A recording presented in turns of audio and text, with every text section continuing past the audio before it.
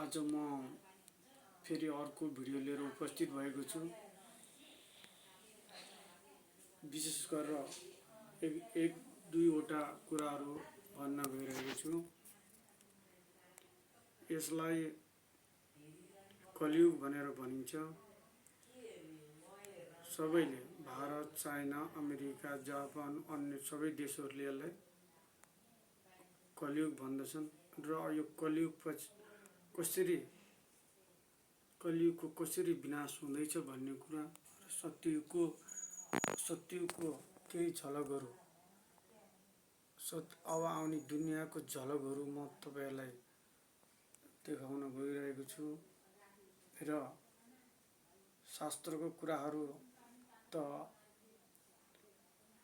मैले धेरै पहिला नै भनिसकेको कुरा हो। सबैजनालाई, धेरै जसोलाई।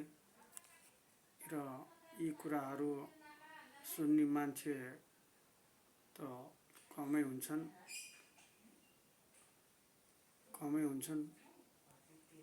तर म आज खासै केही कुरा नभनिकन अबको यो कलियुगको दुनियाँ कसरी विनाश हुँदैछ र सत्ययुग कसरी विनाश हुँदैछ भन्ने कुरा मात्र एउटा भिडियो मार्फत तपाईहरुलाई सबै जानकारी गराउँदैछु। यो ध्यान दिएर हेर्नुहोला।